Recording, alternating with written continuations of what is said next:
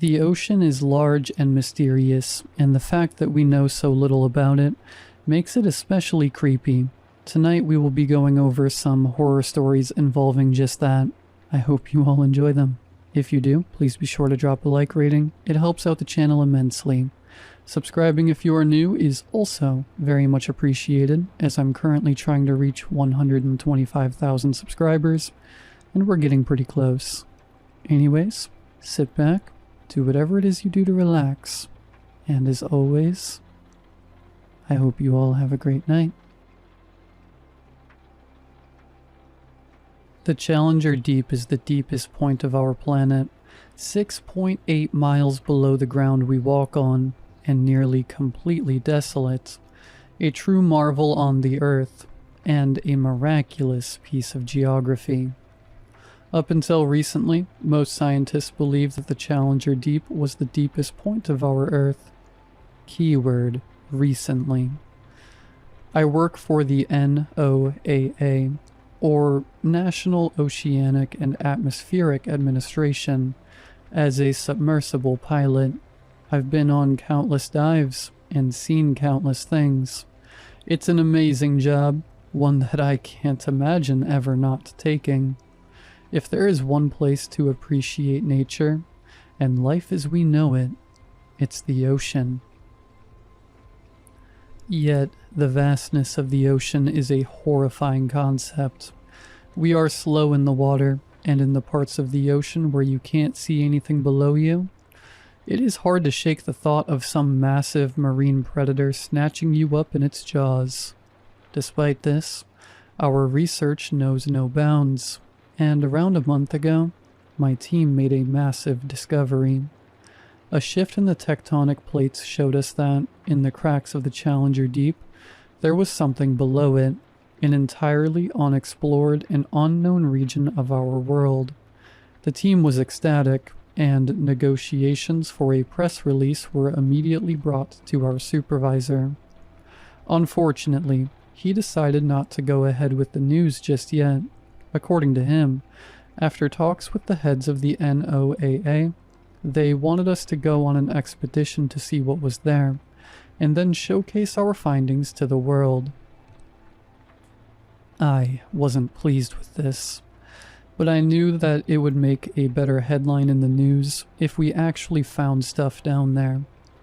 As one of the most experienced submersible pilots, I was chosen to head the mission. It would be a solo mission, one that, in my supervisor's words, would change the way we saw the ocean forever.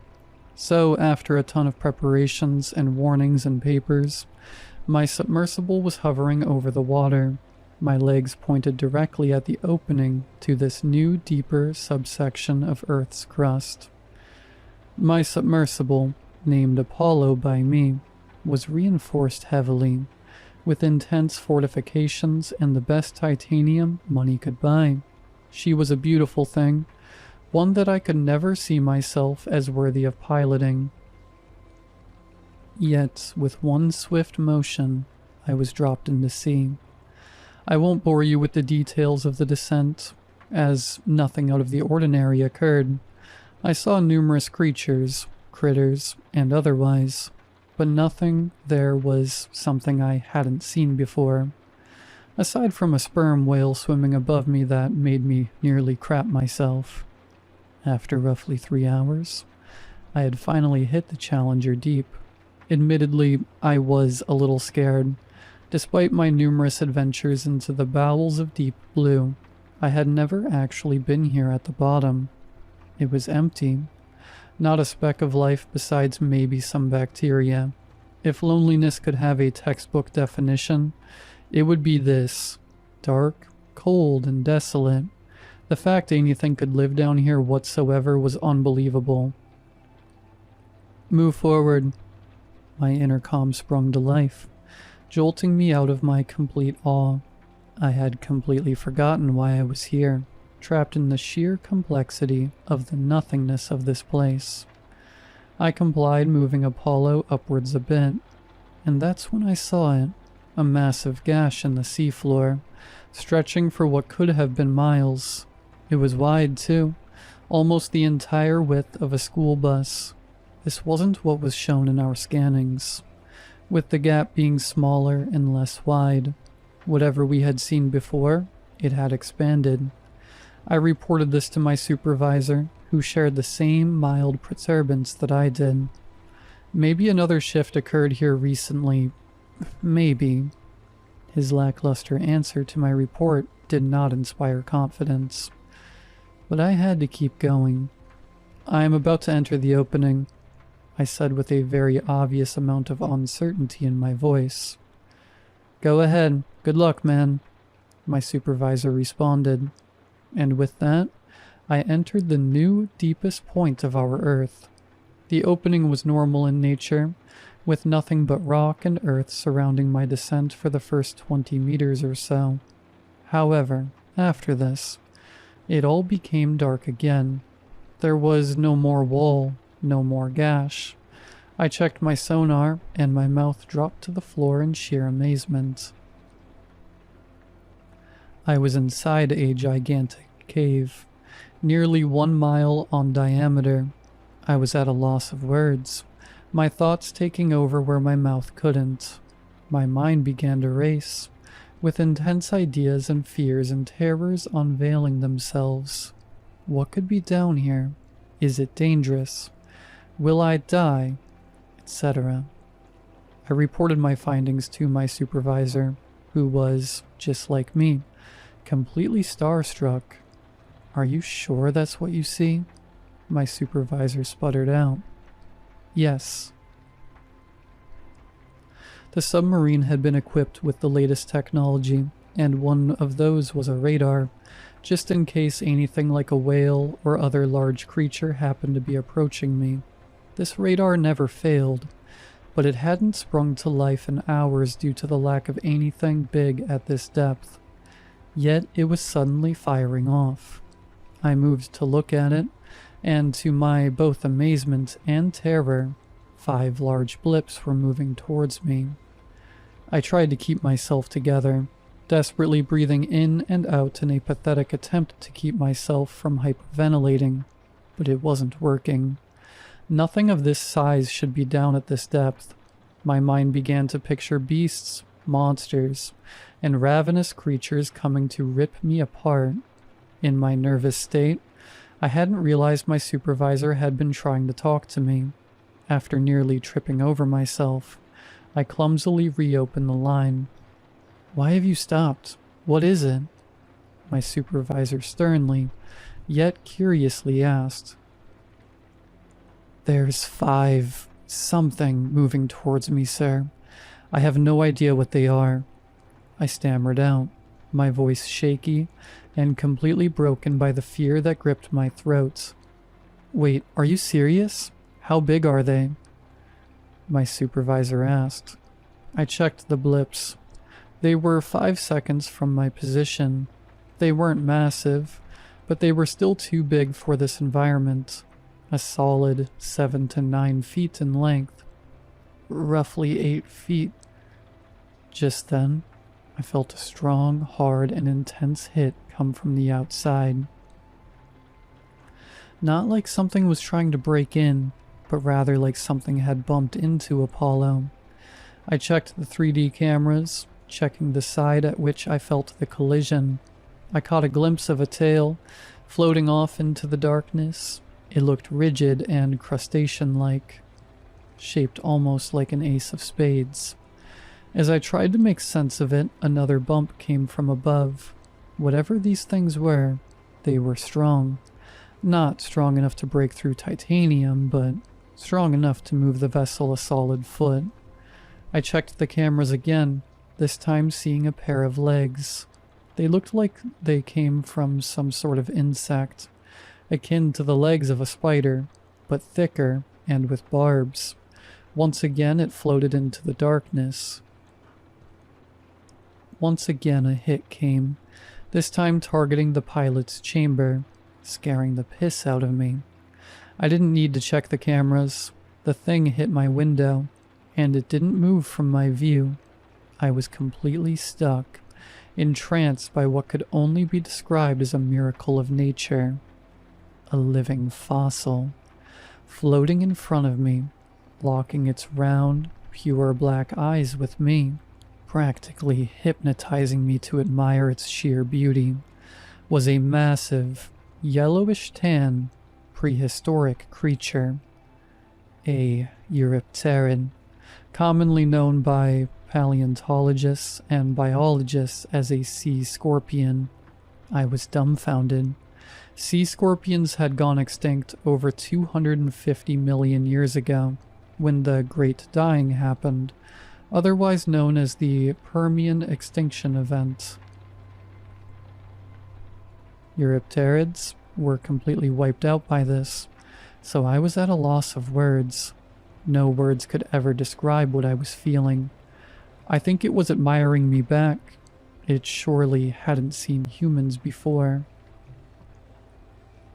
It tilted its insecty head at me, wondering what I was. Suddenly more of them came to the window, dumbfounded at what they were seeing. Baby sea scorpions sat atop what I assumed was their mothers, analyzing and internalizing what I was. I began taking photographs of the sea scorpions and sent them to my supervisor. He beamed back to me on the intercom as the cheers of my colleagues rang out in the background. "This is an amazing find. Do you see anything else?" "Not right now, but I'll update you if I do." As I resigned from the intercom once again, the sea scorpions continued to look at me. They almost seemed to gawk at me, as I did the same to them. Suddenly they all cleared, and a much larger, older-looking one got up to the glass. My submersible had arms, grabbers used to move away debris and rocks/minerals.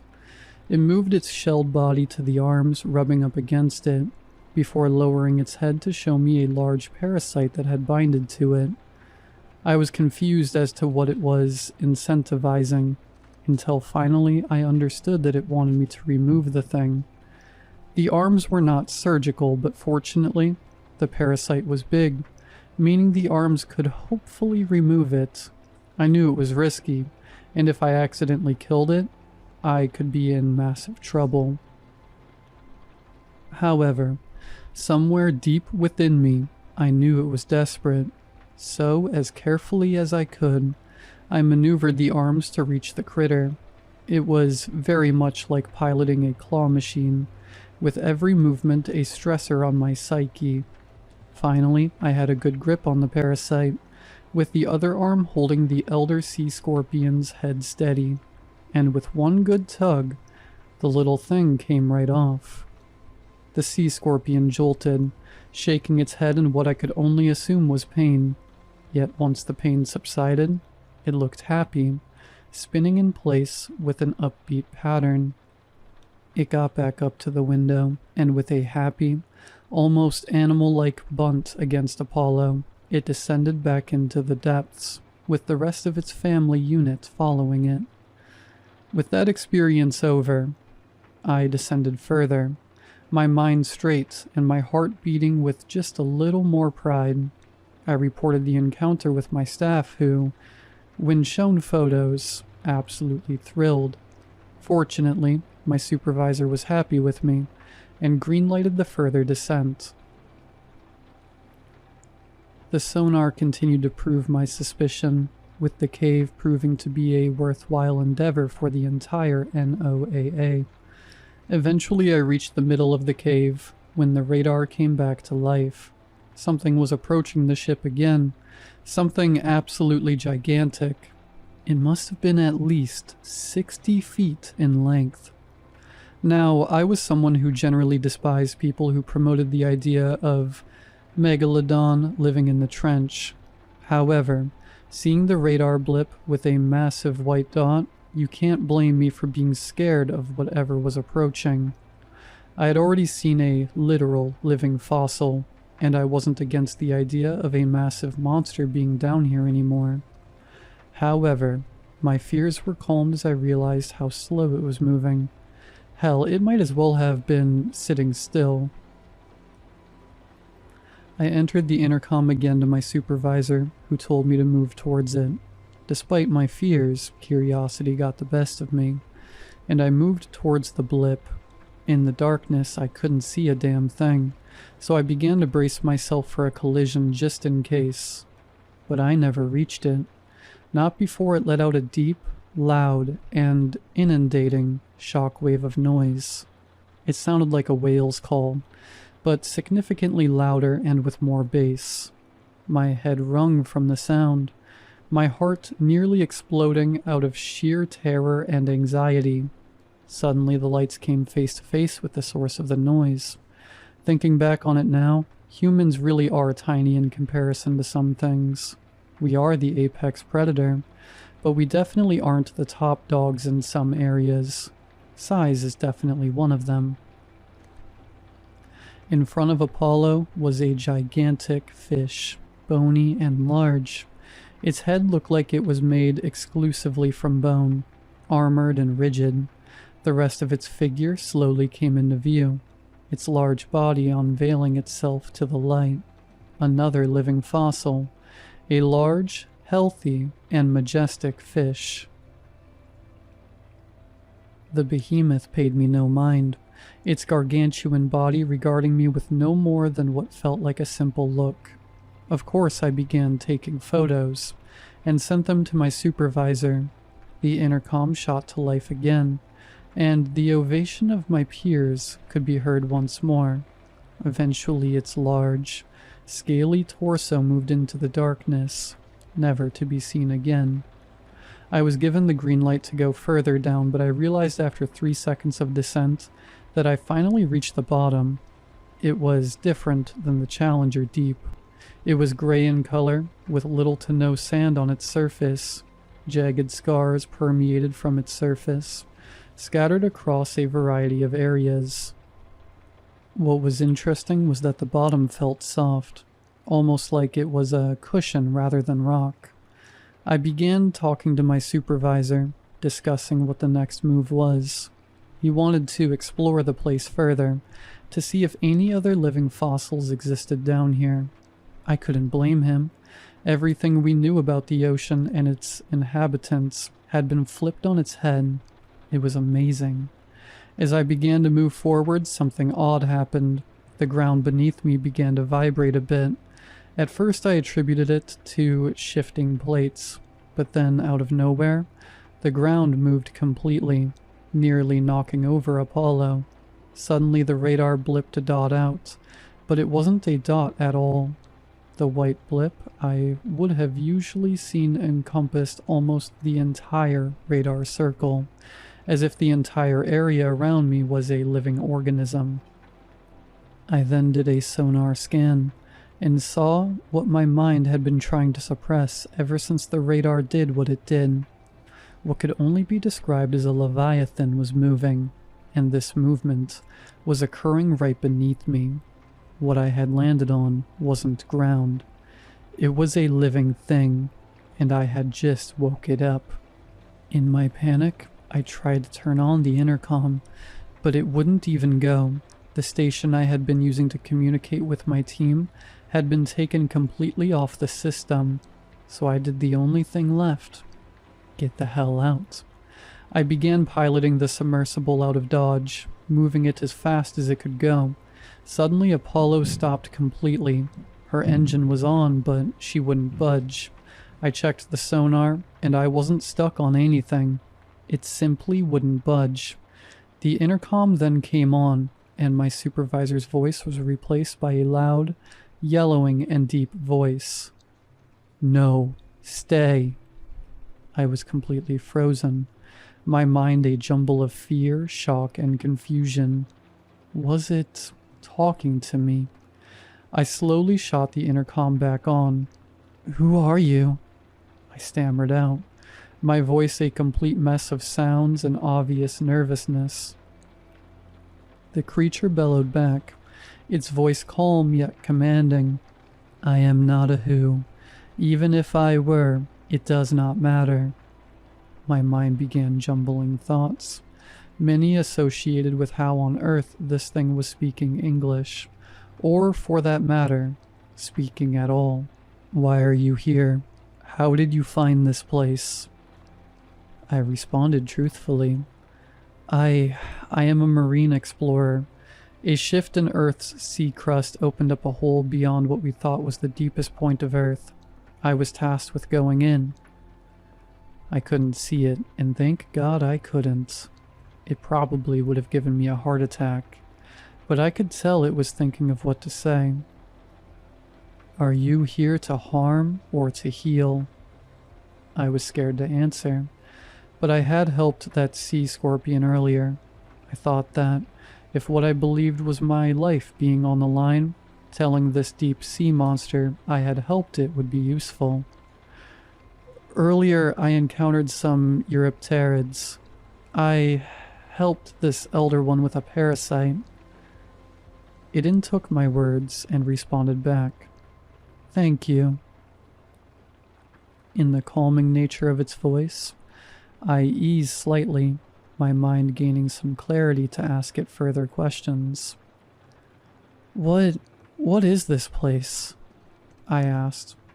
The creature didn't respond for a while, but after what felt like eons, it finally spoke up.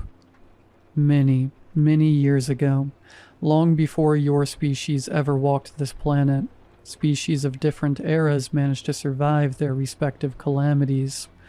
The Eurypterids, as you call them, were not suited for their new world, so I called upon them to descend to this cavern, instilling them with an increased strength and tolerance for the conditions here.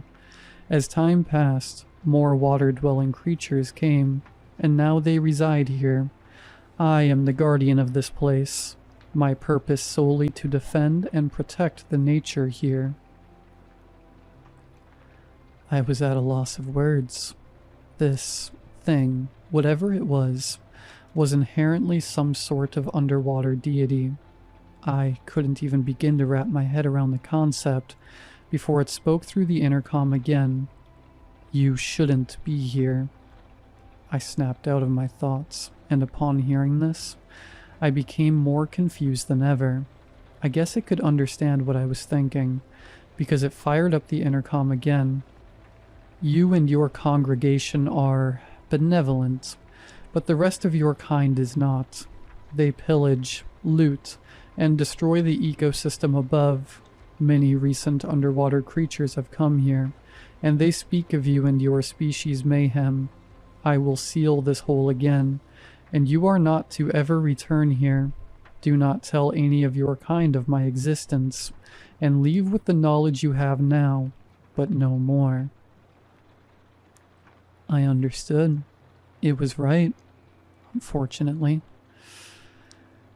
I see, I muttered. The beast did not speak through the intercom this time, only making an incomprehensibly loud bellow that, if anywhere else, could have most likely took down a whole city through decibels alone. Before I began to comply and go ahead and ascend, one more question entered my mind. How did you end up here?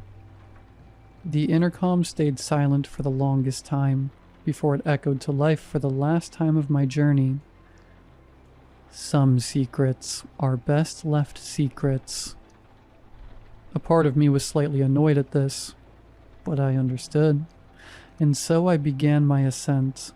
After resurfacing, my colleagues bombarded me with questions, demanding to know why I had basically gone off the grid. My supervisor was majorly pissed, but at the end of the day, none of it mattered. The next day, in the dead of night, I went back to my post on the station to see if the hole had closed, and sure enough, it did. I don't think I'll ever forget my experiences in the deep, and to be frank, who could? It was a jarring experience, and one that I think I'll never be able to truly comprehend.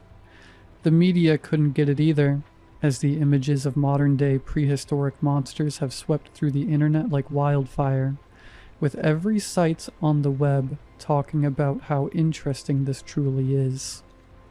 If another crack forms, or Earth cuts open again and we find another one of these, however, I will not go back, for I still don't know what it was, and I don't want to find out.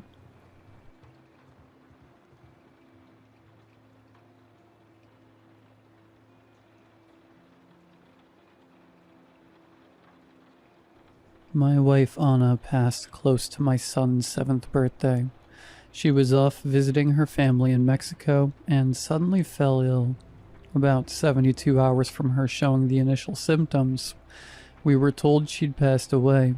I can't properly describe how devastating it was. I'm not going to go into that. Not here. I've lived in Guatemala my whole life. Well, I've been both north and south of the border a couple of times. There had always been something pulling me back to my home country.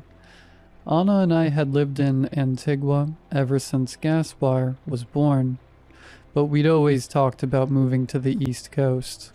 She was born there, and it always seemed like a nice place to raise kids.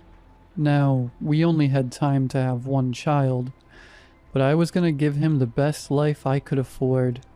I mean, it's not like we didn't try to have more. Things just didn't work out that way. I could still see her whenever I saw my boy. He had her eyes and her brown hair. I couldn't look at him without remembering the promises we'd made. So a couple of months after Anna passed, I packed our things and moved. No more waiting. If you continue northeast past Puerto Barrios, there is a small coastal town. You know you're getting there when the road turns to dirt and the jacaranda trees grow taller. It's like nature knows people gotta stay longer in the sun. So the branches reach a little further, and the shade grows a little thicker. I'd grown up working with boats, so it was easy enough to get a job. A couple of folks knew Anna's family, so I had a foot in the door before they even met me. I got a cheap house made of beautiful smooth white stone, and one wall which was just raw exposed brick. It really reflected the town, stunningly beautiful, from the right angle. We moved in on short notice. The house had been empty since the previous owner passed, and the surviving family decided to sell it off. It was nice enough, but you could tell there was more history to it than you might be comfortable with. Little notches on the floor, subtle stains on the walls, a kitchen where the smell of fried fish wouldn't go away. It wasn't unpleasant, just different. Anna's death had been hard on everyone. I had to keep up appearances and focus on Gaspar. But now that I was settling into a new routine, things were changing fast.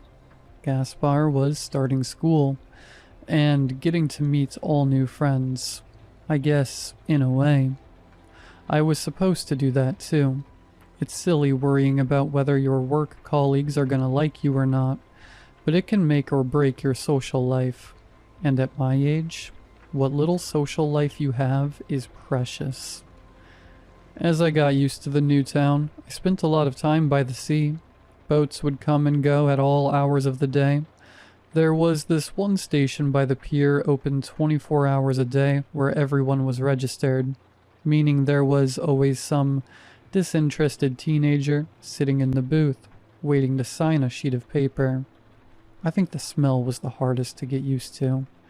Salt and fish and foam. Sick, sweet, and salt, all hitting you at different angles like the southpaw of a skillful boxer. On my first day of work, I was early enough to watch the first fisherman pull into the pier. A tired man in his early 50s pulled a cart with 4 coolers. Waving at the tired kid in the booth, he sat down on the bench next to me. Maybe he was overworked, or a little drunk, but I could tell he wasn't all right. He looked over at me with deep bags under his eyes. "You're new," he stated matter-of-factly. "I am," I said. "I fix boats." "Good," he nodded. "Only reason mine floats is because it's too crap for the ocean to eat." "She's not a picky eater," I smiled. "What?" "I said she's not a picky eater," I repeated. "You know, the ocean." "Don't talk like you know her, Cuate," he said, giving me a cold look. You don't know her like I do. Don't pretend you do. I'm just making conversation. And I'm here to make a good one, he said, pointing a finger at me. Don't think you can figure this place out in a couple days. There's history in this land. There's bones in that sea. You understand? I get you, I said. I respect that. The man got up and dragged his cart along, smacking the side of the wall of a nearby house. Someone was already up to meet him, but they didn't seem too happy about it. I watched two young women help carry the coolers inside, talking to him with tired smiles, and he just waved them off. Don't mind Simon, someone said. He's crazy. I turned around and recognized my employer, Lino. He'd stood there for a while just to see what I was up to. I got up in a flash, reaching out to shake his hand. He accepted it with a smile. He's 30 years older than he looks, Lino continued. Been a grumpy old man since he was a kid, they say. I don't mind grumpy, I smiled. That's what towns are made of, right? Yeah, Lino grinned. So let's hope we get to be grumpy old men too. Lino's workshop felt like someone's living room. Pictures on the walls, music playing on the speakers, equal smells of motor oil and Ron Zacapa. Lino was an absolute treasure of a person. If Don't Worry, Be Happy had a face, it'd be him. He had a green shirt that was older than my kid, and this sort of ill-kept handlebar mustache that he kept stroking when he tried to keep a serious face. I couldn't help but think he looked like a tanner Freddie Mercury, minus the teeth. We worked on the engine of a private boat that day. Leisure type stuff.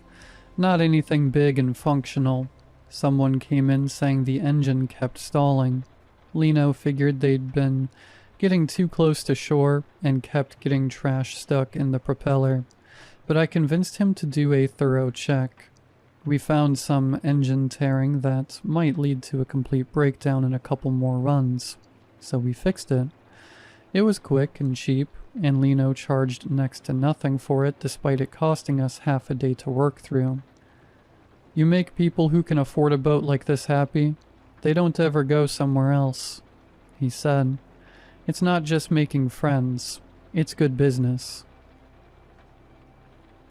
By the end of our first day, we stopped outside the workshop to have a smoke. I hadn't smoked since I met Anna, but I didn't see the point to stick to that anymore. One puff and I got the coughs. Lino picked up on it, but decided not to ask. Instead, he pointed at a shed just off the pier. You see that? He said. Take a look. Tell me what you see. A shed, I said. Cheap roofing. No. See what's on the roof? I looked a little closer. 2 seagulls? That's right, Lino said. 2 seagulls. Now, have you noticed something strange about them? Other than not pooping on me? No. Yeah, but that's just the thing. There are gulls everywhere. Listen. I took another puff of smoke, letting it coat my lungs and simmer into my nerves. I turned my head up and closed my eyes. All I could hear was the pulse of the ocean, and the clatter of everyday life coming from the buildings around us. I couldn't hear the gulls. They're silent around here, Lino said. You won't hear them screaming or attacking. They don't do that. BS. No, I'm serious, he smiled. They say so many people died at sea that even the gulls stopped laughing about it. They say that, huh? Well, Simon does. Lino nodded. But he loves those things, so he should know. You can see him feeding them before he goes out every night. I didn't question it. Grumpy people tend to prefer the company of animals. There was a place right next door to the workshop where I could get some cheap tapato. So I bought some for me and Gaspar.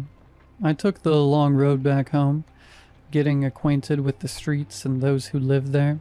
A couple of folks gave me crooked looks and folded arms, but others waved and cheered as I passed.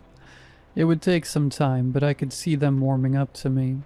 By the time I got to the street, I noticed something. There were seagulls all over the roof, looking down on me. About 30 of them all in all. It was true what Lino said. They'd been unusually quiet. I'd never seen a seagull that hadn't screeched and whooped, but these were different somehow. As I approached, I could see them gathering at the edge of the roof, looking down on me. Gaspar was already home, waiting by the door. Before I got a chance to greet him, one of the gulls opened its mouth and screamed. One by one they joined in. It wasn't the usual cackling of seagulls. It was more of a laugh, a stunted, stuttered laugh. Gaspar and I had dinner in the living room, watching cartoons on the TV. I asked him about school, but he was too shy to talk about it. He wasn't really a fan of the soup I'd bought, but I promised he'd get used to it. There were so many other things to try too. If we ask nicely, I bet we can go out on a boat, I said. I think you'd like it. It's nice out there. I don't like the ocean, he said. It's too big, scary. That's what makes it great. You can swim for hours and there's always something new to see. I prefer you two. He finished up and hunkered down in his room. I sat down in the kitchen, popped open a gallo, and took the load off my feet. But even then, I noticed a gull on the fence outside, staring right into my kitchen window, and the moment our eyes met, it laughed, and not in the way that gulls usually do. The following morning after I sent Gaspar to school, I met Simon by the pier again. He had 5 coolers that morning, a successful trip, it seemed. He sat down on the same bench, sighed, and gave me a tired side-eye.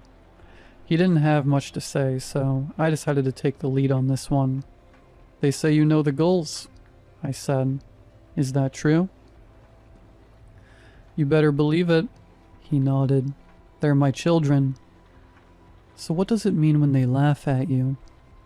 He turned to me, his expression growing concerned. They laugh at you? Yeah, a bunch of them did yesterday.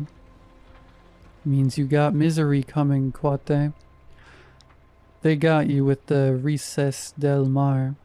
They sensed something. The laugh of the sea. Simon even had a name for it. They sense that darkness in you, Quate. You can hide it from the rest, but you're not fooling my gulls. They're gonna laugh at you. Why'd they do that? Maybe they want you to chin up. Maybe you're bringing my gulls down. Maybe they don't think you belong. Could be a lot of things. He got up with a grunt and grabbed his cart. Without looking back, he ended the conversation. You think you belong here? He chuckled. You think this is meant for you? I had no answer, and in the distance, a gull laughed. I spent a couple of days working with Lino to get into the rhythm of things.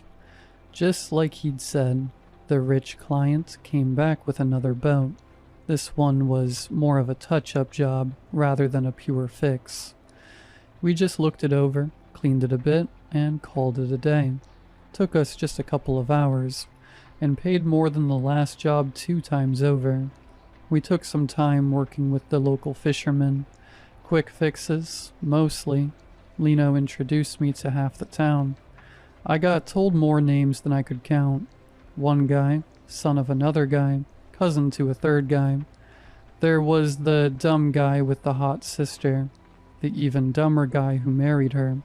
This was a town of stories and lives, and I was jumping straight into it with both feet at once. I stepped out of that workshop feeling lighter than I'd been in weeks. There was that glimpse of something new, that maybe, If I worked hard, I could make a life for myself. Then I peered up at the rooftops, and there the gulls sat, laughing. I felt my smile fade. They could see past it all.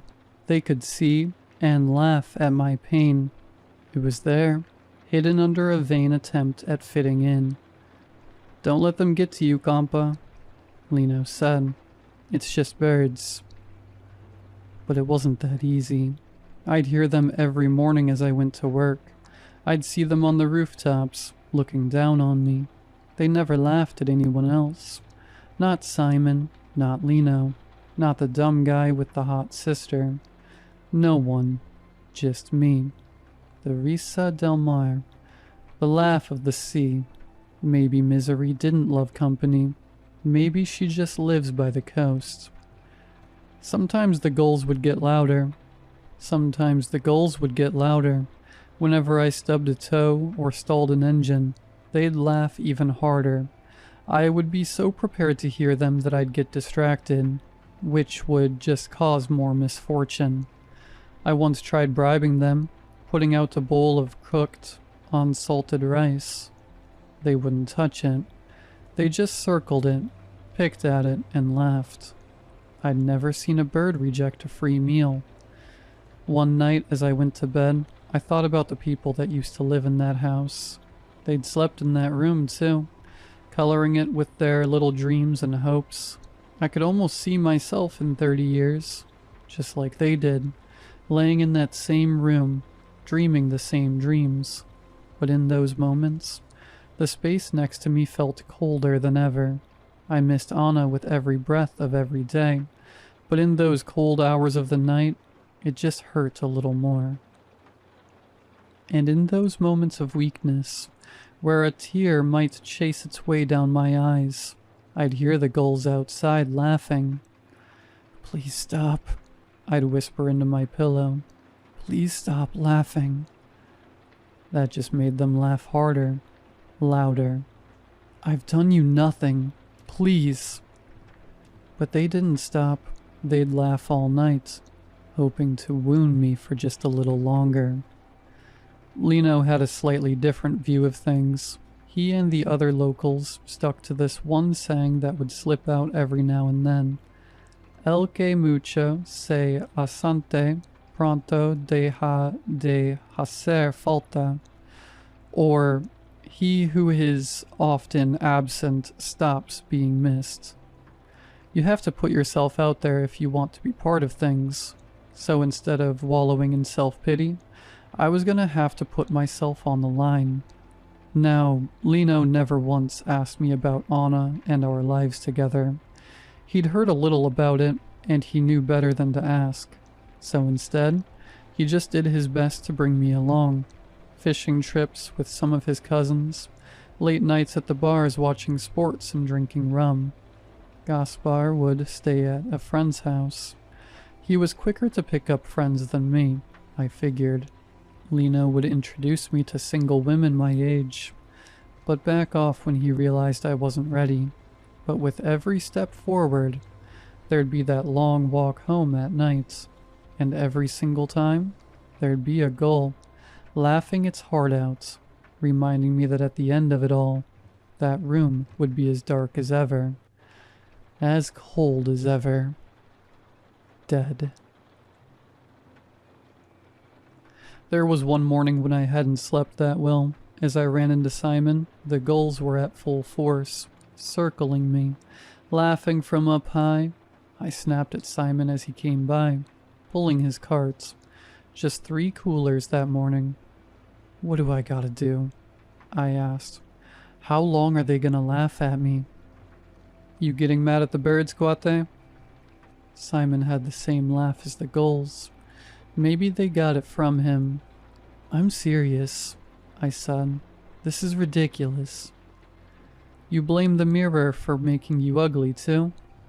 "Shut up." He stopped for a moment and looked at me, shaking his head.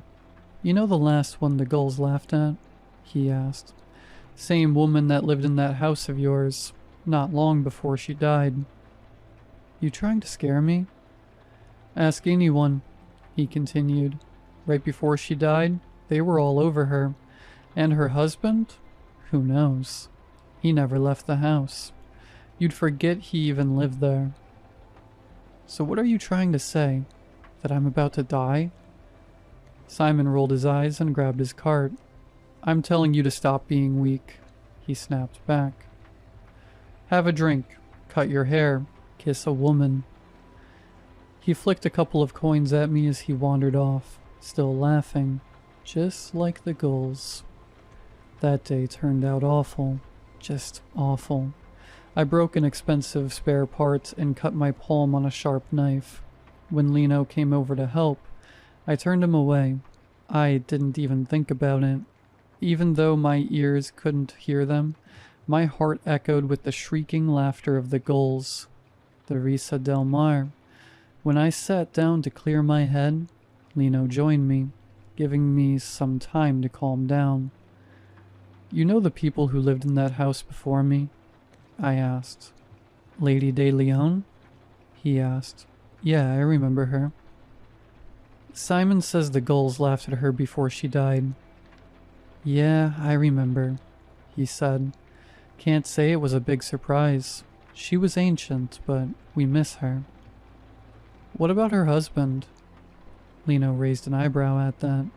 Then he nodded, as if a light had come on in the back of his mind. Right, he said. I forget about him sometimes. He never left the house, but you could see his stupid red hat in the windows. Did he die too? I suppose he did. Lino nodded. I can't remember. Coming home that evening, I anticipated the gulls sitting in a row along the roof laughing at me. They knew I'd had a bad day, and they weren't about to let me forget it. But they weren't there. The house was empty, not a single gull, not a hint of a laugh. It was nice in a way. It showed me a home the way it was meant to be seen.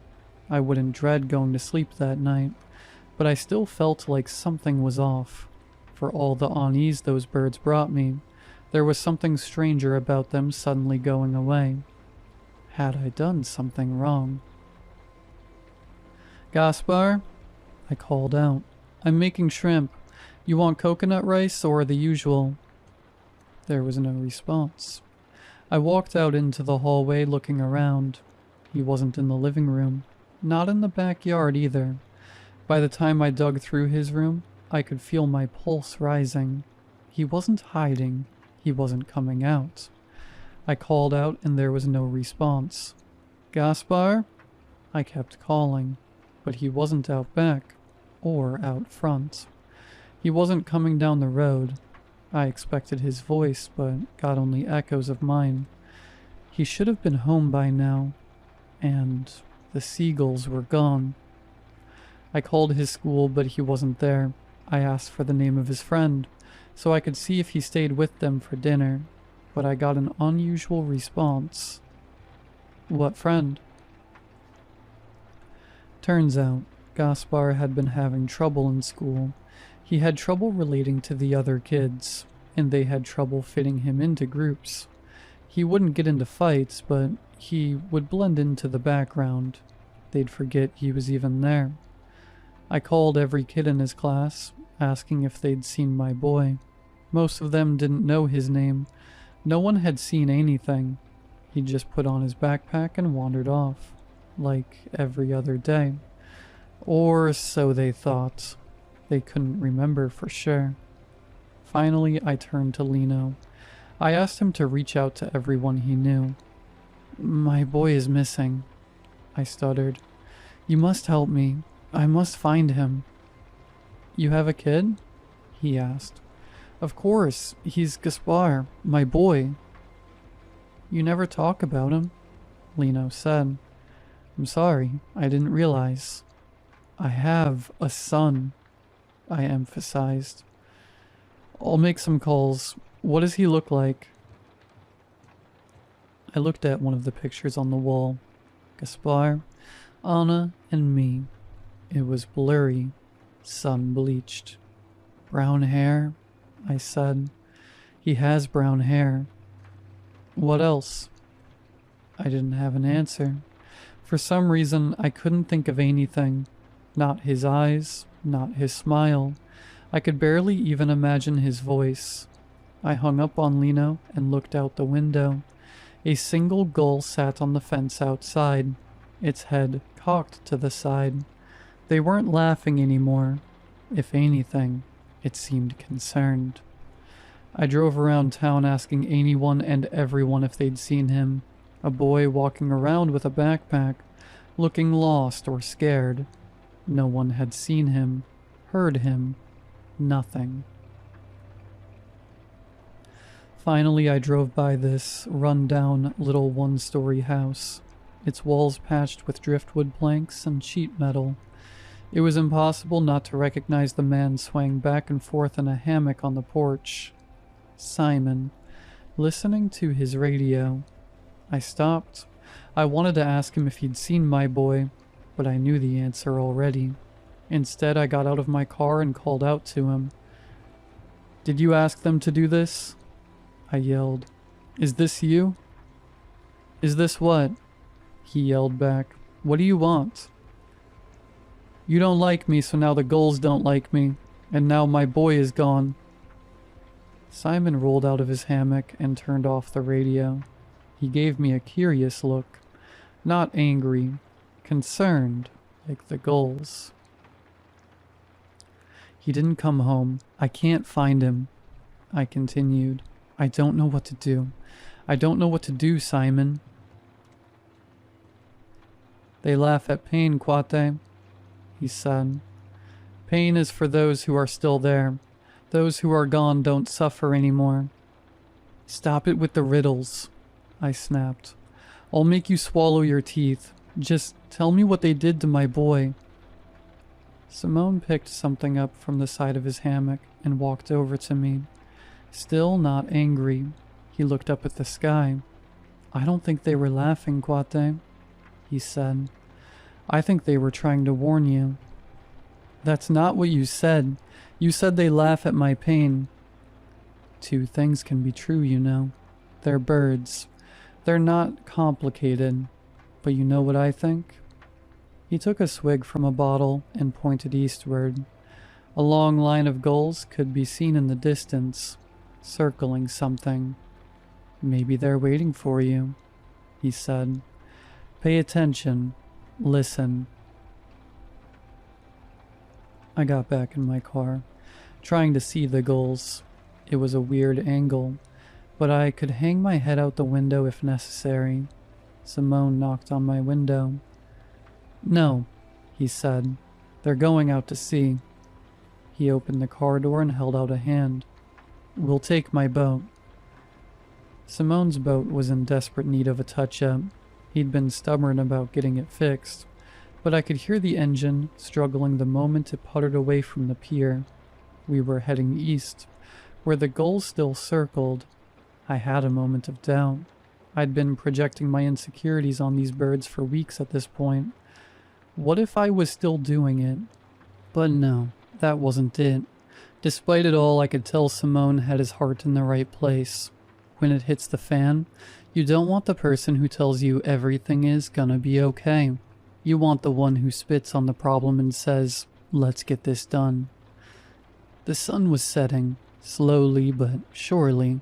A stiff breeze rattled the buttons on my pale orange shirt. I couldn't smell the ocean anymore. I'd gotten used to it. Something hit the boat. Maybe a rock, or a sudden push from a wave. Simone tried to keep us straight, but it was too late. I fell overboard, plunging into the dark. For those who haven't swum in the open sea, there's nothing quite like it.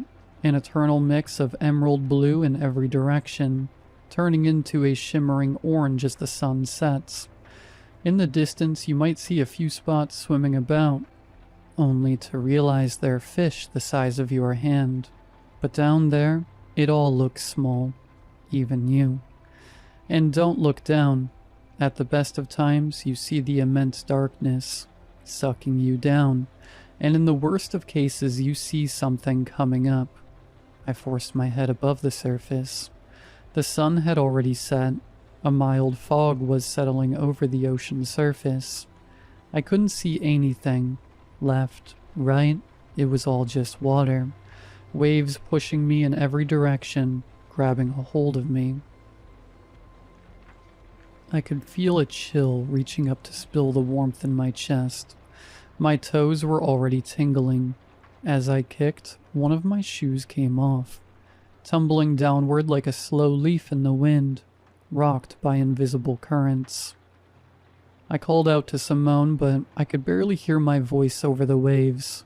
There was no way he'd hear me over the engine. Then again, I couldn't even hear him anymore. He must have kept going, or sunk. But I could hear something else. Seagulls. I listened and swam until my arms ached. My eyes burned from the salt. I could feel my legs taking longer and longer to kick as my head dipped further under the surface. I had trouble getting my mouth up. I swallowed a mouthful of salt water as my rhythm broke, and in another 2 kicks, I was submerged. I counted to 30, kicking as hard as I could. Then, out of nowhere, my toes touched sand. I pulled my way onto a long deserted beach. Not a bird among the trees, no insects in the bushes. A steady wind pulled on the leaves of the blue sunflowers resting under the sweet gum trees, making them rattle like a dry applause. Then I saw people, just a couple of them standing further in by the tree line. Dark, tired eyes, lips so chapped they looked like leather, a man with a broken shirt hanging off his left shoulder, a middle-aged woman in a folk dress. As I approached, they stepped back. "I need help," I wheezed. "I need to find my boy." They didn't say a word. I took a couple steps forward and they faded into the dark, disappearing into the shade of the trees. They left no footsteps in the sand. There were so many more. The further I went and the closer I looked, I saw them. Quiet people, looking on from afar. If I got too close, they'd step away. If I stopped to look, they did the same. Dark, tired eyes, asking me silent questions. Some of them looked old, not in age, but in clothes. 100 years, 200 years, maybe 1,000. One of them was an old man with an unusual red bucket hat. I looked a little closer but couldn't figure out what he reminded me of. Perhaps I forgot. I'd been so preoccupied with my own troubles and woes that I hadn't considered Gaspar. I hadn't stopped to make sure he was okay. Much like the rest of town, and even his school, I'd forgotten about him. Maybe that's what the gulls were laughing at. Not me messing up another social faux pas with Lino and the boys, but me forgetting to check in on my boy. "I'm sorry, Anna," I muttered as I dragged my feet through the cooling sand. One shoe missing. I was just looking at me. It was just about me. I forgot. There was a fire up ahead, a campfire on the beach. Stepping closer, I could see 2 people sitting on a log, staring into the flames. A tall man and a boy. I recognized neither. I was having trouble focusing on the man. One moment he was tall and slim, the other he was short and fat. He was young, he was old. He was handsome, he was ugly. He would shift and turn as if to change whenever I thought I had an idea of what he looked like he refused to be what I expected. I took a deep breath and stepped forward. The words didn't come from him. Instead, they came from the tree line. A dozen dialects all at once. A single chorus of voices. "I cannot care for you," they said. "I'm looking for someone," I said. "I don't need you to care." "Who are you looking for?" A cacophony, struggling voices, having been dormant for years. I'd hear them fight to remember the words and to roll their stiff tongues. "My boy," I said. I'm looking for my boy." "Is this him?" they asked. I looked at the boy by the fire. I couldn't say. I couldn't place him in my mind. I could only remember what I'd said about him, or what others had said. I could remember Anna telling me how she loved his curly brown hair, but I couldn't picture it. "I care for him," they said. "I do not forget." The voices crackled, breaking into monotones. "They left me in the woods," a man said. "I slept in the mountains. No one came to find me," said another. "I fell over. They kept going. There were hammerheads in the water. They never asked my name." People abandoned, forgotten, sacrificed, left to die by the side of the road or stuck in a mountain crevice. "If he is here, you must find him," the choir said. "Will you look?" "I will look," I agreed. "I'll look anywhere."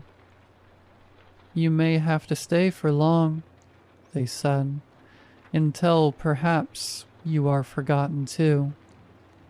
"I don't care." "Good." In the blink of an eye, I was along a country road. My leg was broken. I was screaming for help, but no one came. The flies wouldn't stop gathering on my face, picking at dry blood, pain, desperation. They should have been there hours ago, but they forgot. Bleeding through the night, passing from warmth to cold to warmth again, serenaded to the other side by whispering insects. Then, watching a boat disappear on the horizon, my legs growing weak, the waves growing higher. They must have noticed I was gone. Maybe they did. Maybe they didn't care. Movement in the dark creeping closer. Something brushing up against my leg. Something with rough skin. A single eye reflecting the moonlight as a hammerhead shark waits for me to die. Life after life after life. All forgotten. And at the end of every final breath, the gulls laughed in the distance, trying to make the others see, to listen, to remember. It was ceaseless, relentless. In one moment I'm drinking myself to death, hoping someone would find me in a bathtub. In the next I'm outside a bar with a knife in my gut. I'm in the corner of a burning building, but the fireman forgot to look for me. Death after death after death. But I have to keep going. Then, a boy. He didn't want his dad to worry, so he said he would stay with a friend. Instead, he hid in his room, looking at pictures of his mother. He made his own bed, cooked his own dinner. It would be okay. He rarely left the house. He skipped school most days. But there was no point for him to learn, since he couldn't picture a future anyway. He'd get by somehow, or maybe he wouldn't. Maybe it didn't matter. Another voice joining the choir of things that didn't need to be. It was a cruel twist of fate. I couldn't remember him no matter how hard I tried, and even if I knew in my heart of hearts he was among them, I couldn't picture him. But I could remember Anna, and thinking of her eyes and her hair, I could remember him too. I remembered her words, whispering his name as she cradled him, and with those sprinkles of thought, a picture started to form, a name, a shape, a voice. "He's afraid of the sea," I said. "He'd rather watch YouTube." "Is that okay?" asked the boy by the fire. "Yeah," I sobbed. "That's okay. We can watch together." I took him by the hand. The people in the dark stepped aside. The man by the fire remained silent, watching as we went.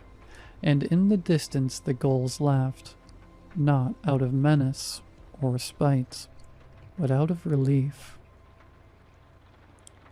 It hasn't been an easy life since then.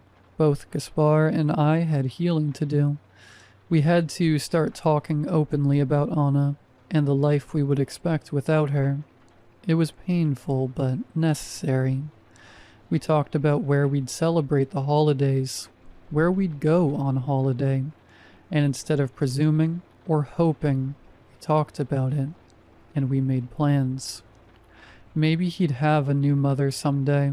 Maybe he'd even have a little brother or a sister to play with. He said he'd like that. Whenever I was ready to try, I would have his blessing. I took him out with Simone's boat once. I helped fix it up a bit first. The man is saltier than the sea, but he's honest. I'm surprised how much Gaspar likes him. I think Simone had a soft spot for Gaspar too. Maybe kids are like gulls in a way. Simple. The gulls don't laugh no more. Not for me. Not for anyone. Now when Simone goes to feed them, I sit next to him. Gaspar does too. And they humbly accept whatever we offer.